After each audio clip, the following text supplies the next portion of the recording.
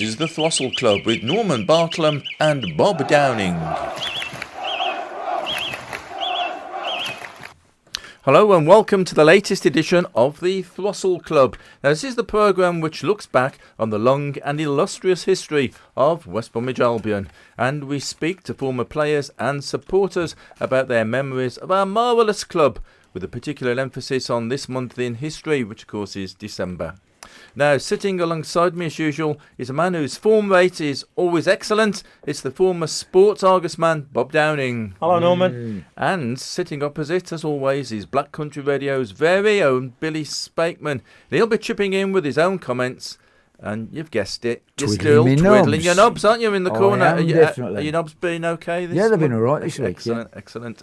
So he's out. He does that apparently to help, he claims anyway, to keep us on air. Now, we've got not one, not two, but three special guests today. Whoa. Mainly because they've come to Tipton and they don't like coming out of Tipton by themselves. So Have you chucked breadcrumbs down on the road back? So God knows how they're going to get back, because it might be dark when they go back. It will be dark. Blimey. Anyway, so we've got three people today. So we've got Paul Roberts. Hi, Paul. Hi, Norman. Right, and we've also got another Paul Broadhouse. Hi, Norman. And Pete Hill. I do. And they're part of the Tipton branch of the Albion Supporters Club.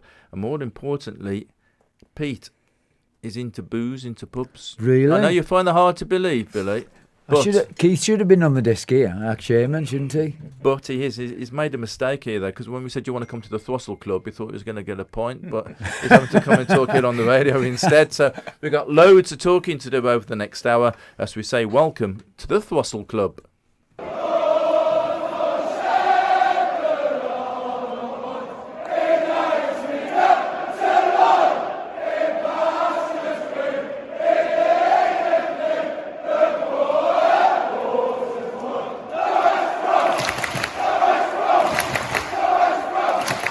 That's these three there, isn't it? That's Singing it. in They're the crowd. They're the ones that are singing. Did you get it? They got the high notes. Yeah, they got the high notes. Got the high notes as well, and the high road to get down here today. So, three people. It's a bit unusual, isn't it, to have so many people? We're not used to a crowd, No, are we? yeah. Being Albion fans. I don't like it sitting outside. Anyway, as Jasper Carrot once said, I was standing on the terraces at the Blues, and he said to the bloke next to him, "Oh yeah." He was way down there at the end of the table, Bob. So three guests then. So just briefly, just introduce yourselves. Tell us a little bit about yourself. Paul, start us off. Paul Roberts. I was born in Tipton, been an Albion fan all my life.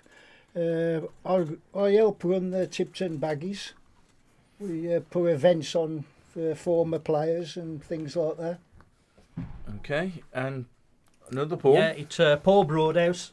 Originally born in Dudley, then moved closer to the Hawthorns, the old Tipton, about 40 years ago, and basically gone from there. Yeah, Pete Hill, Albion fan, born in Grits Green, West Bromwich, and I'm still in the same house. Well, there you go. You obviously get out of it a lot because you've been to loads of pubs, haven't you? Well, you've got to get out. We'll be finding a little bit about these pubs and things that you've been going into over the years a little bit later in the programme. But let's first of all talk, Bob, about some of the things that's happening in the news with the Albion as usual. Yeah, the double chance kings. Now, it's brilliant because you can either say we've gone 10 games unbeaten, 9 draws. or you can say we've only had one win in 10. So it's one of these glass half empty, half full things. I know it's getting frustrating for everybody. There's a lot of sort of theories being put forward by various people as to why it's happening. I mean, one of the theories is that they've now got into the mentality of being frightened to lose. They'd rather draw than lose. It's difficult. I mean, the Championship, the way it is this season, and look at last night with the Premier Division. You could never predicted some of those results. The Championship, the problem with the Albion have got now, in my opinion, is that there's a gap developing between us and the top six. It's all right when you're just down there on goal difference. All of a sudden now, we are 2 points adrift of sixth. You can't let that get any longer. It can't get any greater, because then it becomes doubly difficult to get back amongst them. I know there's teams up in the six who they'll win in 1 week, they'll probably lose the next week, they'll draw, whatever. But the one thing that worries me is if that gap starts getting wider. And I think it'll be difficult then to get it back. So what's your theory then about all these draws? I think we've got to understand and accept that the squad that we've got is what we got. They ain't going to improve it over the winter because we ain't got the money, and we've got to be very careful. And all these people who are saying, "Oh, sack Corberon, sack Corberon," have a look at things first. A, don't wish for what you might get, as some other clubs have already found, and B, we can't afford to sack him. We can't afford to pay his compensation. So stick with him, stick with the Albion. He's got to stick with what he's got. And whatever he does, time will tell. You can't see him changing his tactics, though. No, that's the other problem. A lot of people are saying he hasn't got a plan B. I don't think much of the plan A as it stands at the moment. But see, I came on here at the start of the season, and I was really optimistic because I said then that the one thing we needed was cover in every position, and he had got cover in every position. Unfortunately, that cover is not good enough, as it's being proved. And what you have to look at, you've got to look at recruitment as well. I mean, I'd like to know how many of these players that we signed and didn't sell on or whatever are the ones that Carlos said we want. Because you got to get to the thing now that they're no longer managers. They are head coaches. And basically they are given the people they've got to work with. And they've got to get the best out of those people. So don't get blaming. It's no good blaming the manager. Well, he ain't a manager. He's a head coach. He puts the views forward, yeah. But what you've got to remember is that he sees those players every day of the week. He knows what their capabilities are. And there's nothing he can do about improving them if they can't improve themselves. Mm-hmm. So looking on the positive side, of course, I have to say 10 games unbeaten. We're still there. We're hanging on to the coattails of the top six, perhaps. Yeah. But some of the performances would suggest we should be a lot lower down the table than we are. So we're still there. So there's still a chance. It's breaking the mentality. I do think now they're frightened of losing. Yeah. Well, I'm a bit worried about the fans as well in general, because if this carries on, the fans are going to get on the players' backs, and that's going to make them worse, isn't it? Yeah, well, that's not going to help anybody. No, Paul. Come on, Paul. I mean, you see it from the other end. Yeah. What do you think? I mean, as a fan, what are you thinking? Well, I think that the start we had was. I think it was a bit fortunate to get the wins that we got early. We could easily have drew or lost some of them games, early on. Even Plymouth at home, we won 1-0. We was hanging on in the end. Mm-hmm. So I just think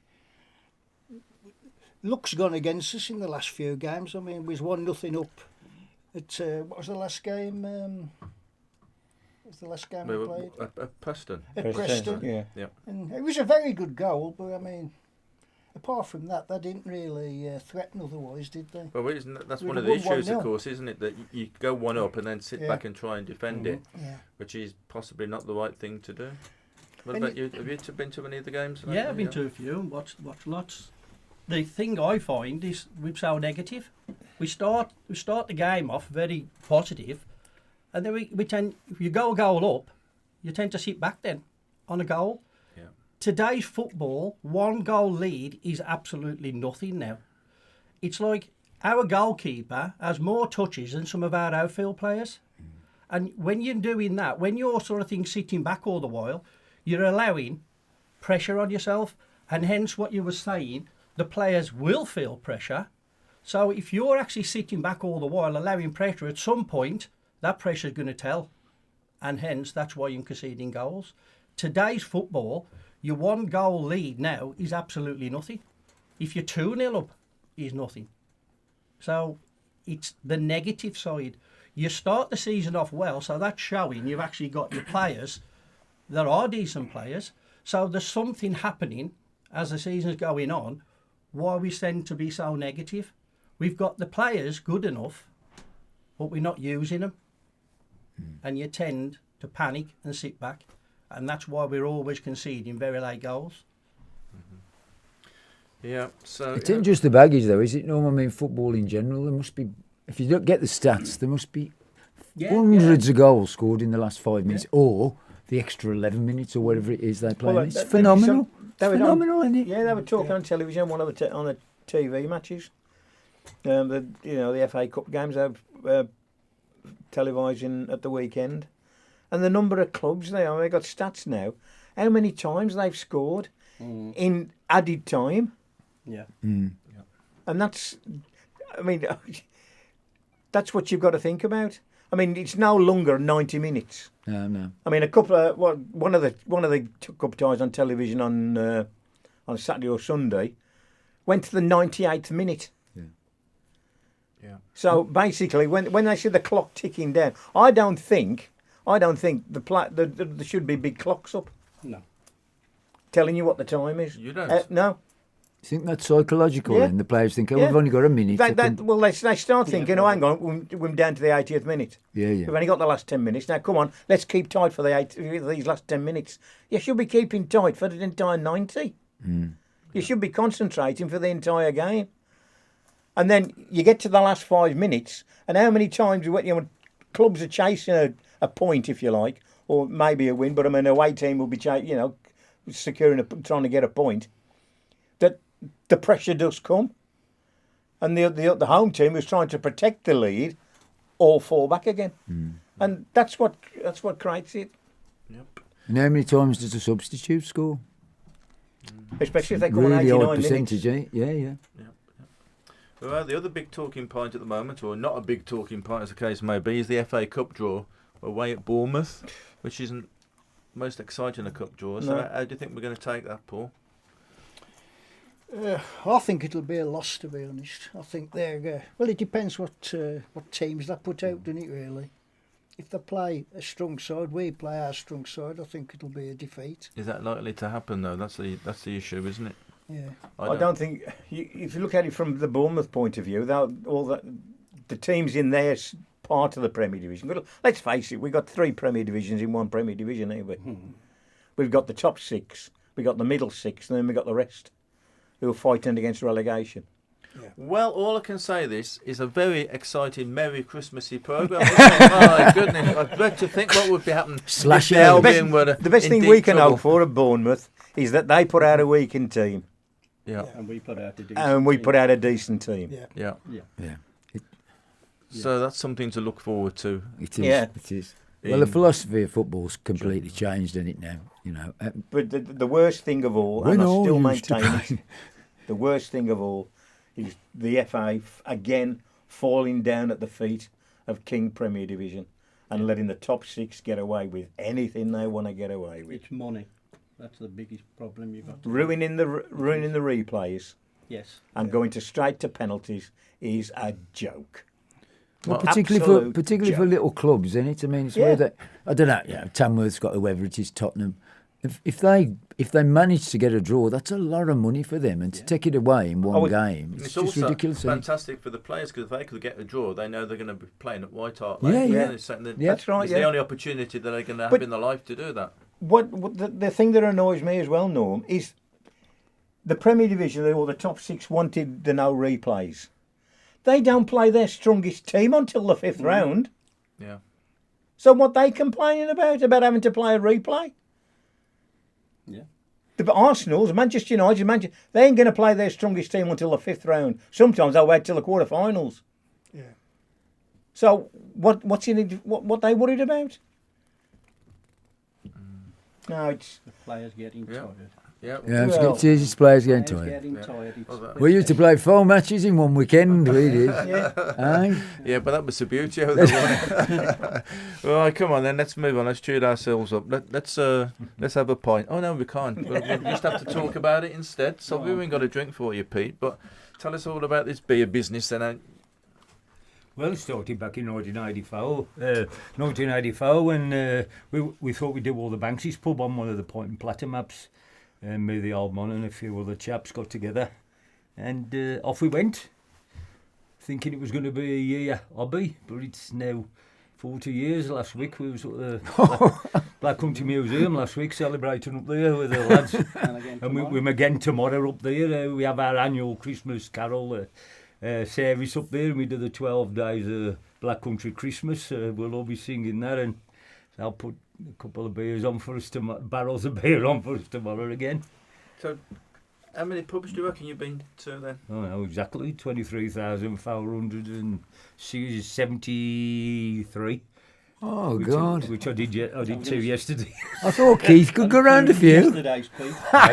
Including yesterday's. So that's 23,473. Yeah. That's fantastic. Oh, isn't no, it? got a... So, in an average week then, how many pubs do you get round? It depends where. Well, in the winter I slow down. I'm very keen on dark nights. Of course, with the bums on. Of course, with them when it's light. Of course, with them when you come out. Of course. So now I've got 100,000 photographs, 250 lever arch files full of all information from pub number 1 to yesterday. What was pub number 1? The Xtra in Grid Green, West Bromwich. That was where we started. Yeah. Oh, wow. But I can't. That was number 1. We went to the. We thought, well, we're merry boys. We'll go there. We went Willinghall for the very number 1 pub, but we did start at the Xtra. Yeah.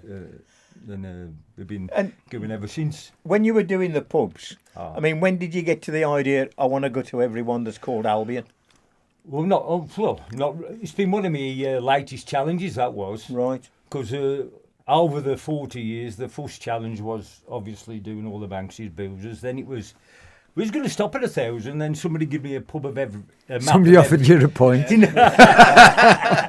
give me a map of every pub in Hereford and Worcestershire. So I said to the chaps, there was 16 on us at the start, who wants to carry on and do Hereford and Worcestershire?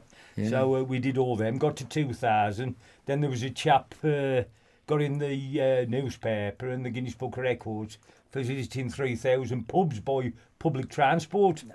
And our old man says, so we see if we can get in there. We'll go around the coastline of Great Britain, have a drink in every county. And we actually got in the 91, 92 and 93 edition. Oh, wow. And then after that we said we'll have a drink in every county in the whole of the Midlands. Took 23 years. Then Dad wanted to visit every pub in England. I said, you all live long enough, Dad. I said, well, we can try Wales if you want. So we spent 7 years visiting every pub in Wales, and we did 3,905. Oh, God. And we raised 11,000 quid for various children's hospitals around there. So do they know you when you go in? No, I don't tell them I'm coming. Oh, I'll leave a little card, Black Country Al tasters. Oh, right, yeah. Get a point down your wazzing like underneath. Yeah. We all had our T-shirts. Well, you've got your waistcoats as well. Oh, I've got the waistcoats. Describe your waistcoats for people. Well, them Bartel coats, that's what we call them, Bartel coats. We made them out of 9 Bartels, and we've all sewed them up, and we wear them wherever we go. We'll have them on tomorrow at the museum. It'll be a good day tomorrow. How many of you is there then, go? I've got a group of lads, about 16 lads still, and because I don't work. Yeah. Yeah, you got time. If only you had the time. Are you sponsored by the breweries? I'm sure I was. So it depends. Sometimes there's just 3 on us. Yeah. Sometimes there's 5, sometimes there's 9, 10, and a minibus load. It all depends who can get the time off work, because I can go, like yesterday. Yeah. I did 2 yesterday and 2 the day before. You know, only a local. Yeah. Because my next trip's Harrogate. It's December, between Christmas and New Year. Got 3 days up there. So I do Knaresborough and Harrogate. How did you decide then where you're going to go? Did you just put a donkey on a map or something? No. When we visited all the 23 counties of the 13 counties of the Midlands, then we did all Wales. I thought, oh God, there's something different now, because the Almond died then. Yeah. And I said, I'm going to have a drink on every island off Great Britain that's got a bar on, thinking there'd be about 12. Yeah. There's 69 more there. And he took me 5 here. Yeah. Almost killed me, that did, going up. So you don't go on holiday then? No, my missus goes, well, I'll get to last week, or last month. And then after that, I thought I'll go and do all the Albion pubs. And then now I'm visiting every pub in the 2020 Good Beer Guide, 4,500 of them. Really? So my missus goes on her holiday with her mates or my kids, and I won't go along. And I won't trust me in the house, you see. True. Because I went away to Tenerife earlier this year. Getting better. The first night, my son found her up. Dad's flooded the kitchen. And I was going to do the washing up. So I turned the taps on and everything, left the plug in and went and watched the telly and forgot about it. Flooded all the kitchen. Then the next day I left the gas on all night. Then I flooded the kitchen again on the Wednesday, same thing. So I says, I don't trust you stopping in the house on your own. So while I'm away, you can go into some pubs up Yorkshire. Yeah. So I went up there, do I? You think you might have done it deliberately? Yeah. Well, I got up there and I thought, we've got 5 minutes to spare before the pub opens. I'll go and get me grandkids some conkers. So I'm climbing up the conker tree. I ain't joking. I'm climbing up the conker tree and I fell off and bossed 5 ribs and me collarbone. So when me missus found up, we're in hospital. I went, here's in Italy now. Yeah. I says, what you doing? I says, I fell out of conker tree. And, how old were you then? I just done it. I've got a broken collarbone now. I can lift my arm to there. I just took the sling off to come here. Took the sling off to come here.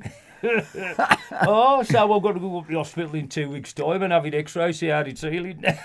You've got a nice necklace on your feet. So not only Cora trusts me in the house, Cora trusts me out of it neither. And do you give him a review? Do you leave, do you leave on the bar mat? Do you go, crap beer? No. I'll get my book signed.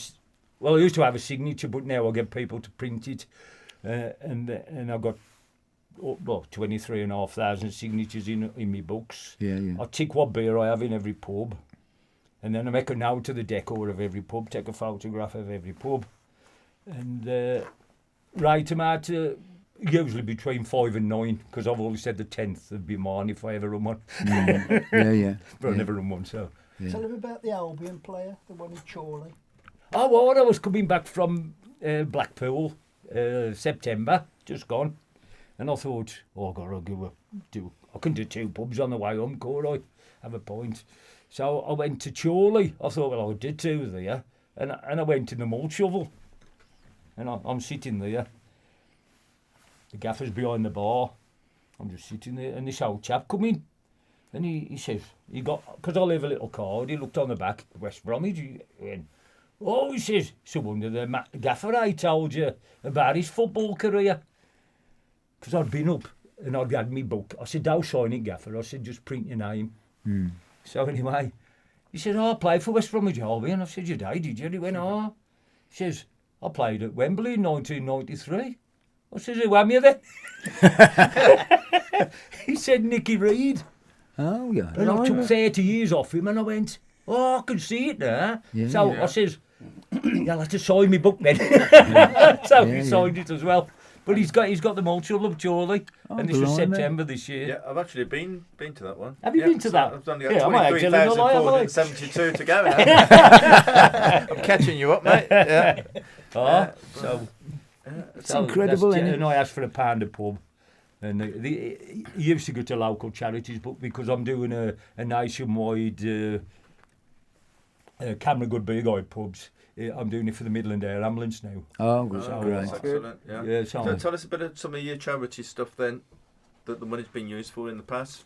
Oh, boy. Well, I think I was coming about me charity money, but if you got last week's bugle, I'm all in there. Everyone's in the bugle. I don't know. Kids unit up Hallam Hospital. There's Wolverhampton Royal Hospital in the day. Oh yeah. Moxley. How'd you decide what? I'm just taking it in turns with Black Country Towns. Yeah. I thought, well. Foundation, Albion Foundation. And the Albion, I did it for the Albion Foundation. Because there was only 82 pubs and I only asked for £1 a pub. I thought, well, if I get £100, I'll be all right. But I got 500 there. Yeah. And I did it over April this year. Yeah. So now I'm almost up to 5,000 for the Midland Air Ambulance. Oh, but fantastic. I've still got 680 pubs to do before I finish the book. So do you go to them as if there's a new one opens? What about the microbars? Do you do the I microbars? do everything. Do you? Well, have that's you what done I've have you done the crafty joints, Stairberries? Well, that's where I was the other week when I met Oh, you when you mates. met Andy. Oh, of course. You can I be was honest there. about it. Is it crap? Is it crap? I've been there. No, Oh, it's that's great. another one I've been to. I can Yeah. that one Now, up. I've been giving through because I have been able to drive because of me. Yeah. As I said, was me collarbone. I've been able to drive. So yesterday, I can reach the handle now. Yeah. Gear stick. Just the wallet you have trouble with. Oh, it's my wallet. I'm having hard. But I did the what was it called? The op shed or the op station in Aldridge last week. I did that one, and yesterday I did a couple that I hadn't done. King's Heath and Aldridge yesterday, Cotteridge yesterday. So I've just been doing the local ones until I can move my arm better. Yeah. But them are all new ones. I have been Brilliant, the newish ones are about. He'll be vexed. Andy will be vexed and Keith will be vexed when I tell him that who's been in. We'll have to get you on the Omri Chain show next year where we talk about pubs because they both drinkers, see. The chairman. Well, that's like I said, I've seen him in there. Yeah. Starbridge. Yeah. It's where we use that as a base for all our charity stuff. Oh, do you? Yeah. Yeah. Well, we'll talk a bit more about this a bit later in the programme. Talk about some of these islands that you've been to as well. Sounds really interesting, that, doesn't it? Yeah. So let's move on a bit. Well, in fact, before we move on, I've been thinking, Bob. You know, it's always a dangerous thing. Yeah. I've been thinking about Albion players Oh, with beer. here we go. Here we go, Billy. I know. Now, Oh, I know dear. you like this as With well. beer but, in it. With beer-related and pub-related names. So I put it out on social media this morning. It really took off with lots of Oh, people some on good some of ones. my Yeah. Facebook pages and some of my WhatsApp groups. And it seemed to have caught on with people. So loads of people have done some suggestions. So shouts out for Stuart Bennett, David Jones, Ali Middleton, John Eden, Gurdil Singh, Alan Moore, David Thompson, Daniel Jones, Bazza Plant and Lee Armstrong, amongst others, have come up with some good suggestions to add to some of the names that I've come up with.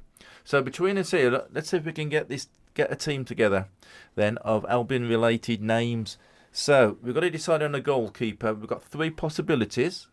Alan Miller, Alan Miller Light, Ben Fosters, and Scotch Carson. So, I'm good in that. who should be up for our goalkeepers?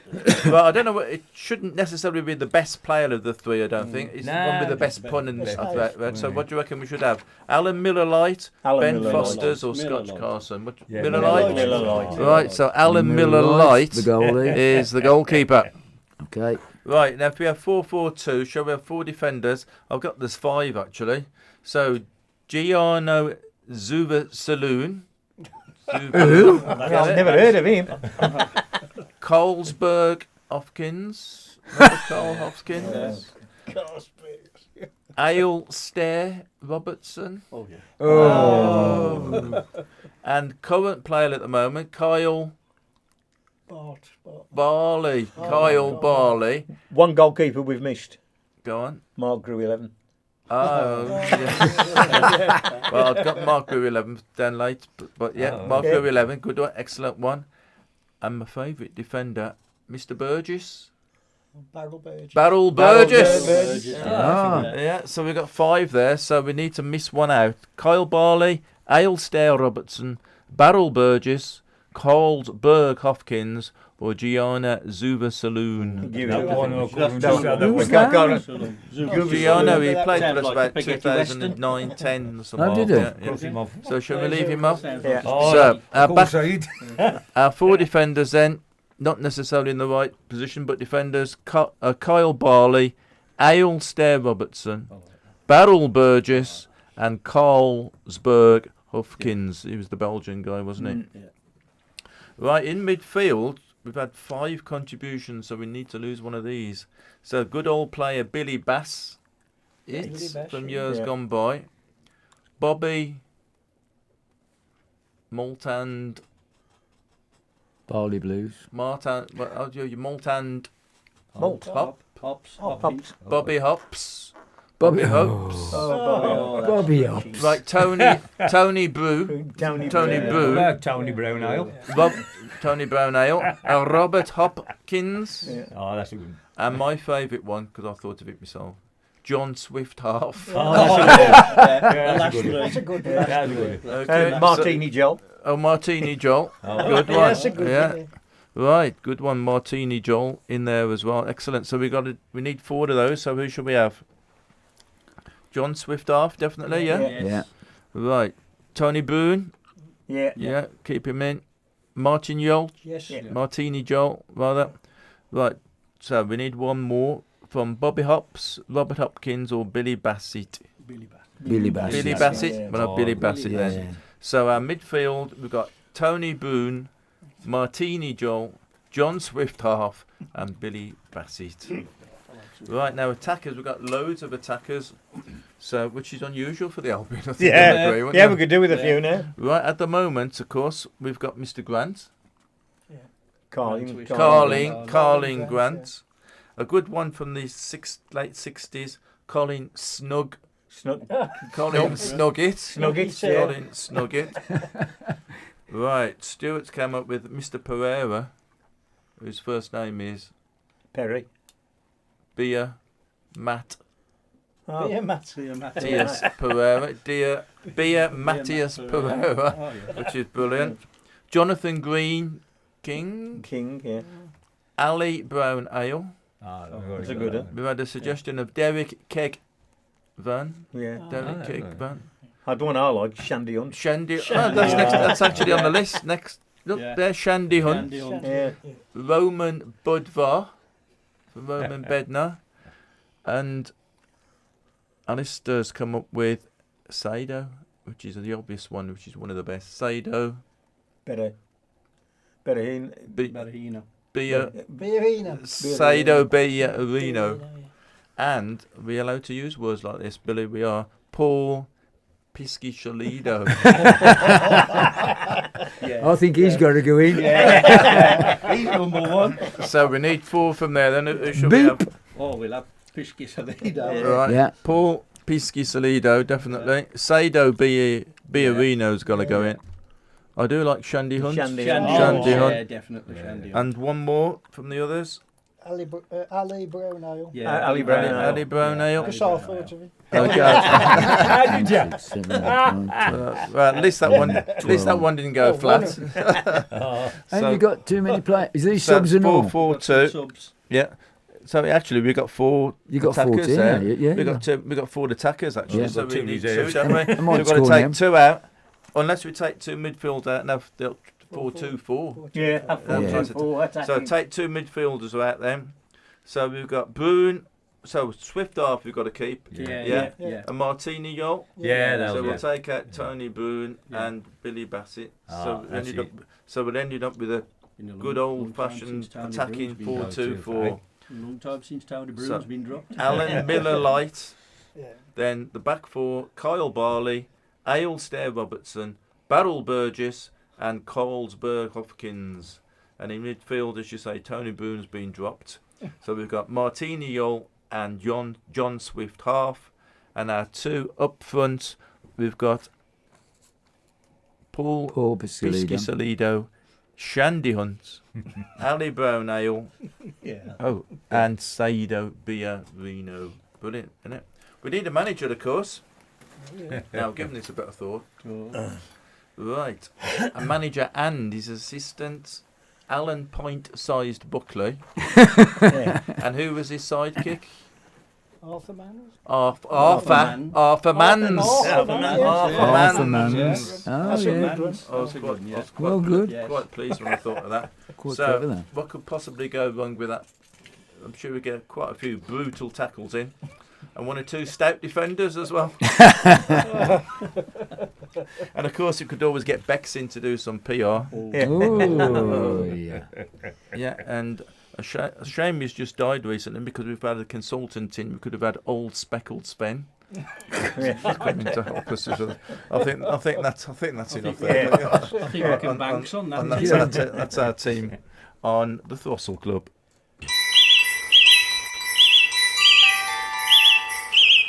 This is the Throstle Club on Black Country Radio Xtra. You can also hear it at various times on the main Black Country radio station, and also later on my own website, tntnews.co.uk, and eventually be able to find it and listen to it on any podcast provider such as Spotify. Just search for the Throstle Club with Norman Bartlam and Bob Downing. Let's talk now a little bit about things that have happened on this month in Albion's history, Bob, and get your thinking caps on. 60 years ago, December 1954, and it was the 250th appearance of Jim Sanders. Yeah. So I never actually saw him play. I did. Yeah. So he was quite a character, wasn't he? He was. He joined the Albion from the RAF. He served in the RAF, didn't he, during the war? Jim Sanders. But I mean, Jim will always be remembered for the famous Wembley picture. Yeah. Against Preston. You know, when he... for the youngsters... For the youngsters, Albion were 2-1 down in the 1954 Cup final, thanks to a very dubious offside goal that VAR would have probably allowed anyway. But Albion were 2-1 down. Ray Barlow was upended by Tommy Docherty, although Tommy Docherty still says he didn't do it. And Albion were awarded a penalty. And it was... there was a photographer at the Albion end where they were defending.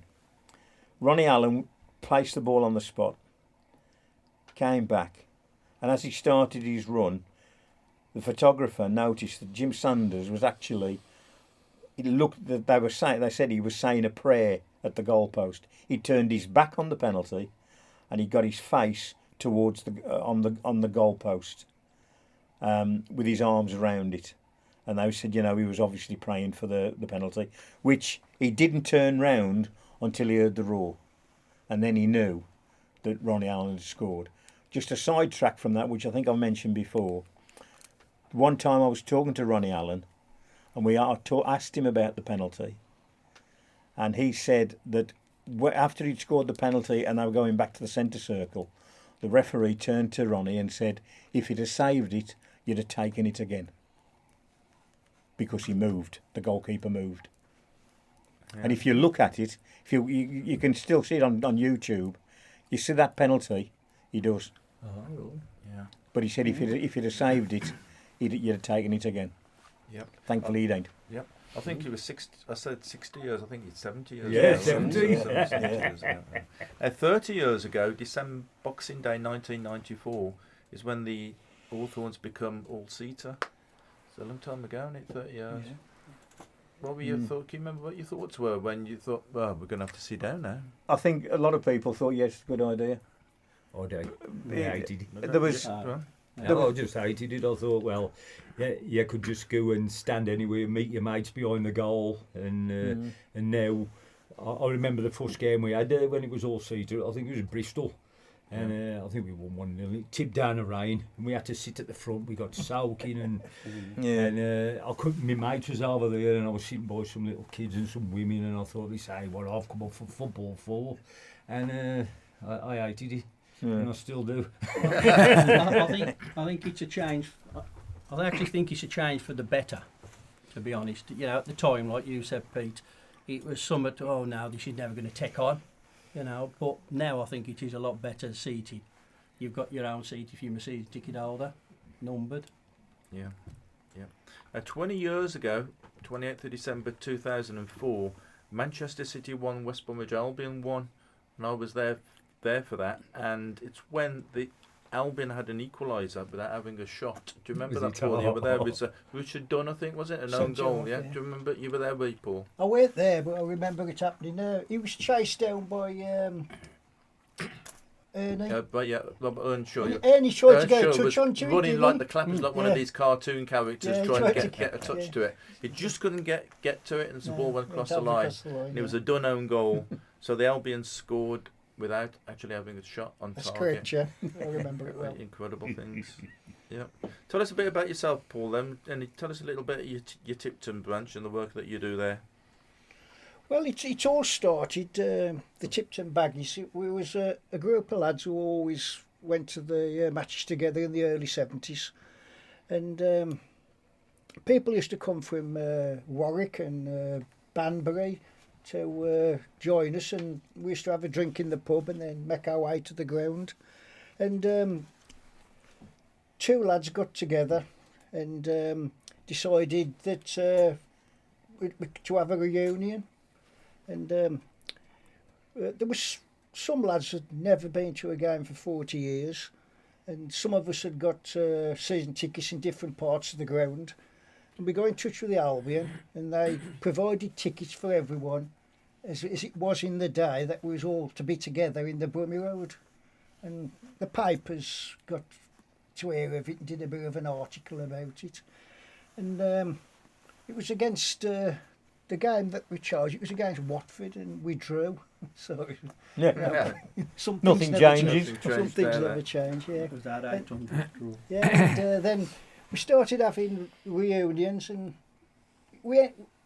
it always used to be in Owen Street, Tipton. We used to meet, and the only pub surviving now is the Fountain, so that became our home. And so, I mean, the first one we had somebody come back from Australia, wow. And someone whose wife had organised a surprise birthday party for him on that very night.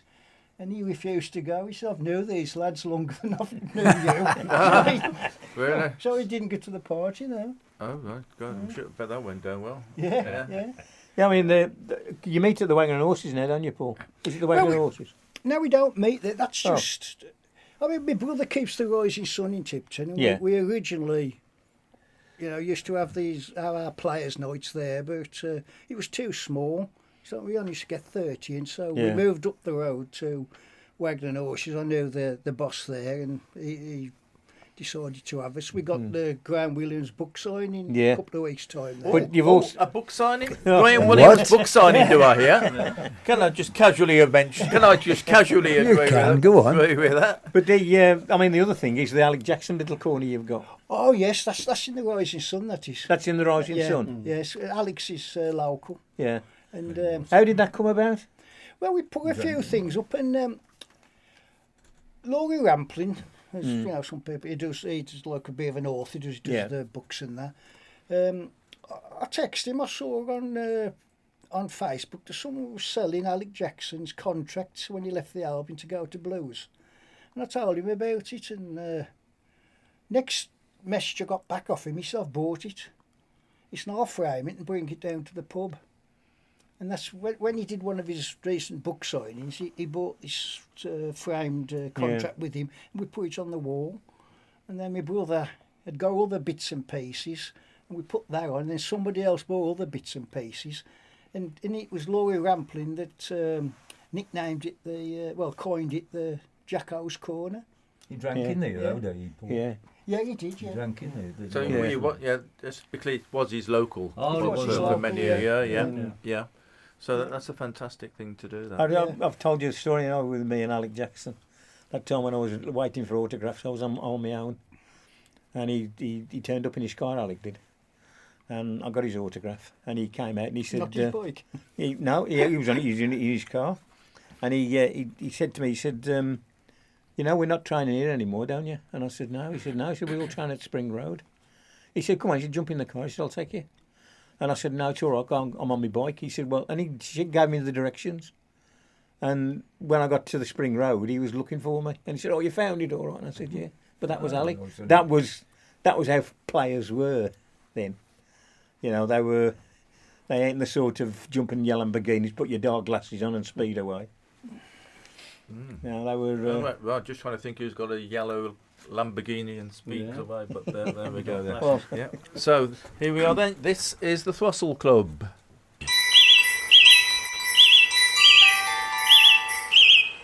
Now this is the moment, Billy, you've been waiting for. This is it. It's the quiz of the week. It's not from Norwich, but we've got the knowledge. So what's the teams then? So it's Bob versus Paul Roberts. Yeah.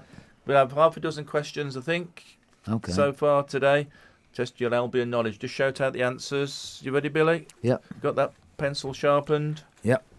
It's a boy row, It's a boy row, okay. Right, number one.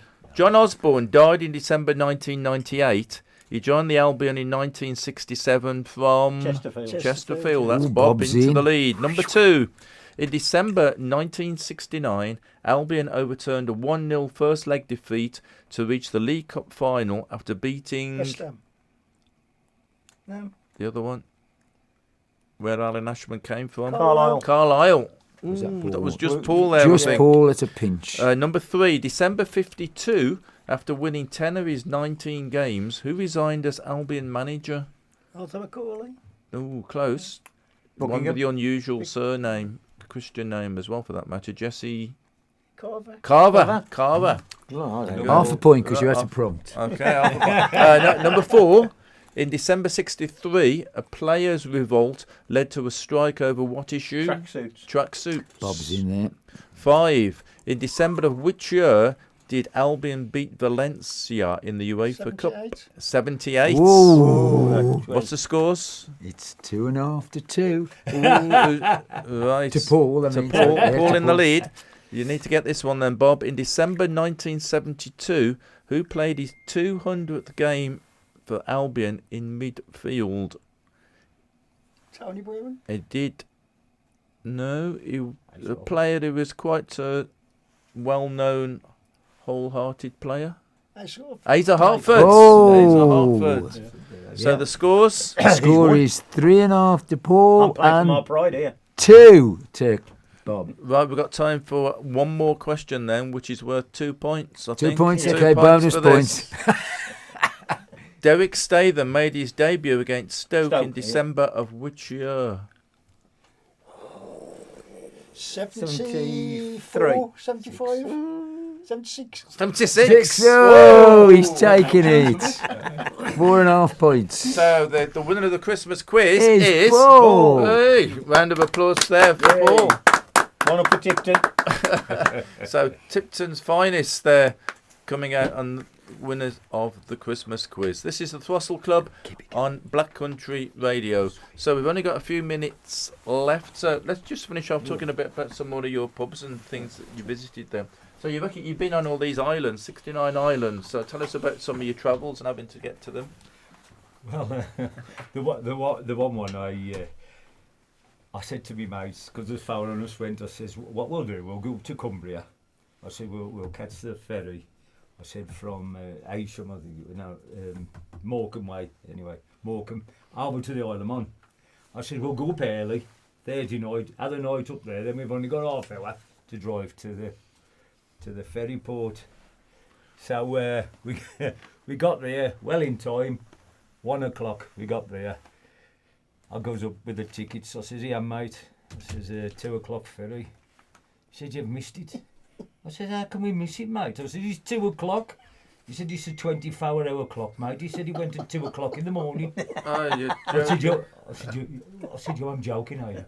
He said, no. I said, well, why don't you put AM or PM on it? So we ended up paying 70 quid, driving all the way back down to Liverpool. Going from Liverpool over to the Isle of Man from that way. So my name was very... that was an very good that expensive day. point. So what's the furthest you've travelled then? North Ronaldsay was... I've been on the Shetlands twice. The Shetland Isles, I should say, twice. And then when I was doing North Ronaldsay, which there's one bar on there. There's one bar on North Ronaldsay. And to get there, you had to go by plane.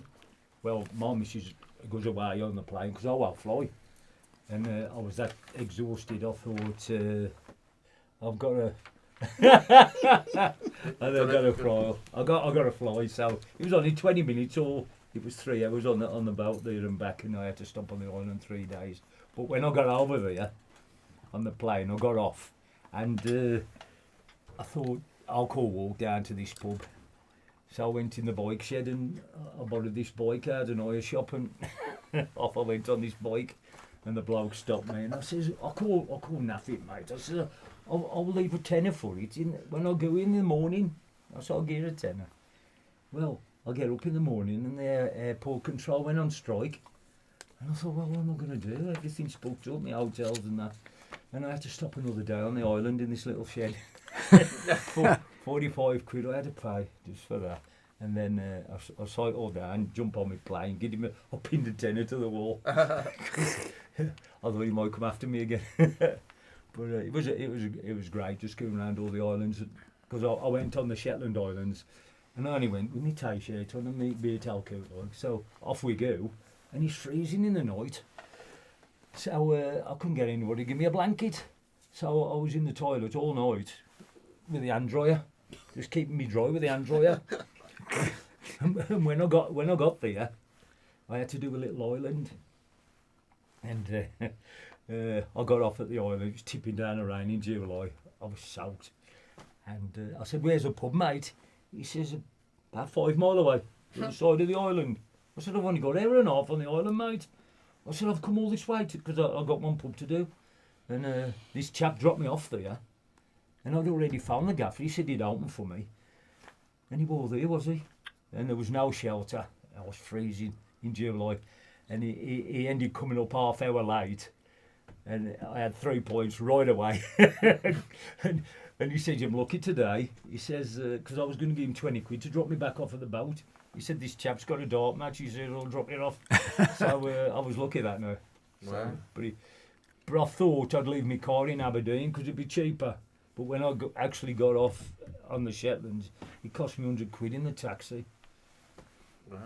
Oh, I had to get for you. What's the crocodile? No, Paul's holding up a piece of paper. It says crocodile on it. Oh well, that's a story I don't think anybody believes. But yeah, it was on the news. It was on Midland News or Central News back in. If it was on Central News, it's got to be true. Well, back in the mid-70s, I'd been up the match, and our old mum was in the Farriers pub. He was in the Farriers pub at the time, in the West Queen Square at West Bromwich. And I says, well, I was being measured up for a pinstripe suit to Bairns round the corner. So I met the old man, and I says, "What you got there, Dad?" He said, "2 wenches have given me this stuffed crocodile in the Farriers." I says, "Well, what you got it for?" He says, "Well, put it on the shelf as a, ornament." Well, the gaffer come over, he said, "That looks real, don't it?" And the crocodile bit his nose. It was a real one, and the old man don't know. It was real. It was The real crocodile. Real crocodile, but about that big. What, 6 foot, it was about 16 inches, like, and he stuck on his nose. So they had to take him up Hallam Hospital. No, come on, not having that. That's what I mean. It's on the news. It was on the news. And then at night time, we had a dart match at the Fox and Goose down Grid Screen, and we walks in there, and there was the barmaid was a nurse up the hospital, and it says, that was after a bloke with a patch on his face. It says, "It's you, eh, Joe?" Me dad. And he went, "Oh, it was me." He said, "But don't tell anybody, I'll get in trouble." But that's a true story, if you believe it or not. It could only happen in a good Oh, street. yeah. I don't think you can follow that really, which is just as well really, because we haven't got any time left in the programme today. Just to say that we mentioned the Wagon and Horses in Tipton earlier in the programme, which is with Paul, and you'll be able to see Paul and myself will be there on Saturday the 21st of December at 3 o'clock. With Graham Williams, Albion's 1968 FA Cup winning captain, at 1 o'clock. So 1 till 3 on that particular day. I've got it written down 1 till 3 in front of me. Yep, 1 till 3, Saturday the 21st of December, where Graham's new book, which I've helped to write with him, called The Skipper, will be officially launched. It'll also be in the Albion Mega Store, as they call the club shop these days, the day after, against Bristol and the Bristol City match on Sunday the 22nd of December, before the game from about 1 o'clock ish. So that's the Wagon and Horses in Tipton, 1 till 3 on Saturday the 21st of December. I'll be there. Paul will be there. I'll be there. And it should be great. Oh, yeah, really looking forward to it. Enjoyed the programme, Bob? Yes, it's been very good. So I just feel as though I've been on a pub crawl. Yeah. I feel as though I need a point after that anyway. I need a point after the crocodile. And you've obviously enjoyed it as well, Billy. You've been chuckling away. Oh, yes, very much. So we'll get him on the hammer and chain after Christmas. Indeed, but obviously he's done this one first, which is obviously the most important one of the lot. So that's about it. Then all it remains for us all to say is Merry Christmas to everybody, yes. And we'll be back in the new year with another edition of the Throstle Club. And we're going out with the radio superstar, puck it up into your gob. Not you, Billy. Yes, sir. Here we go. Here we go. Merry Christmas.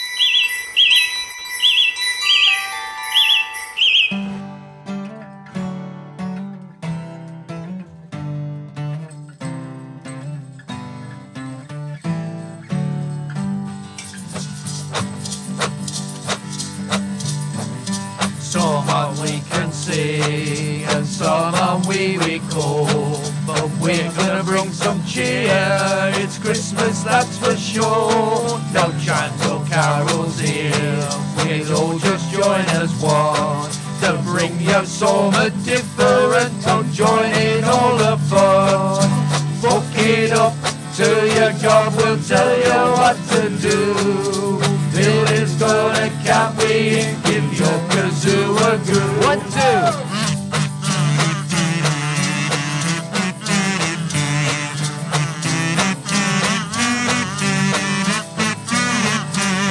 Now keep the umbrage, cause he's a music man, conducting all the orchestras all across the lawn. Sometimes he goes to lolly-tap when Billy starts to blow, but he's in a Christmas spirit and he's gonna have a go. So book it up till you come, we'll tell you what to do. Billy's gonna count me and give your kazoo a goo.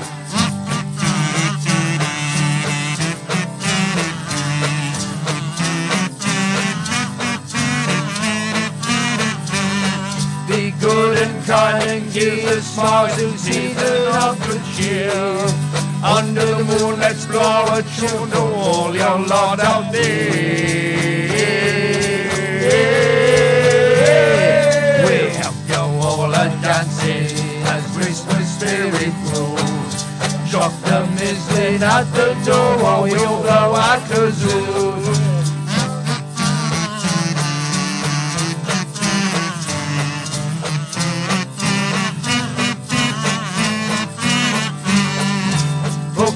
Up to your God, we'll tell you what to do. Billy's gonna count me and give your kazoo a goo. Whoa!